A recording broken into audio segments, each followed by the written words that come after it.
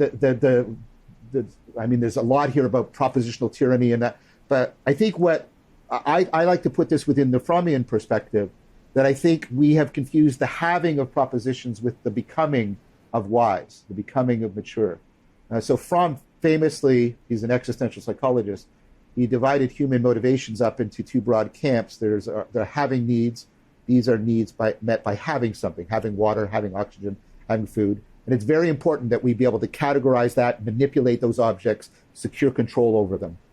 We have what Buber would call an I-it relationship to them. And there's nothing wrong with that. If you don't have an I-it relationship with water, if you treated water as an important individual that you shouldn't trespass on for moral reasons, you're going to die, right? So you need to have that. Then he said there is what he called the being mode. I'm not quite happy with that term, but what he meant is that there are needs that are met by becoming, being. Like, I have a need to become mature. So these are developmental needs. And these are needs that are not met by categorically manipulating things. These are needs that are met by the project, the Viktor Frankl type project of meaning making.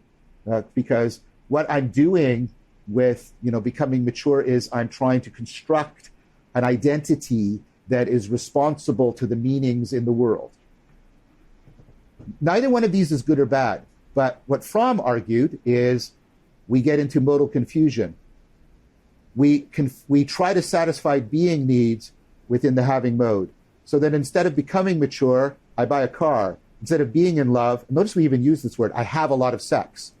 And the point is, we're not satisfying the developmental needs because, again, my point, we're not going through any significant transformation. We're just acquiring stuff, and we do this epistemically. We acquire propositions as opposed to going through fundamental transformations. So we're locked in modal confusion, and so we spin this faster and faster because it doesn't meet the needs. And what we're told by our culture is, because you need more, and you need it more frequently and more often, and so we spin faster and faster and faster as our being needs atrophy, and we fall into addictions around our having needs. And I think that's not just, in the marketplace of mercantile products. I think it's in the epistemic marketplace. We are doing the same thing. We are confusing the having of propositions with the transformation that's required to become wise and virtuous.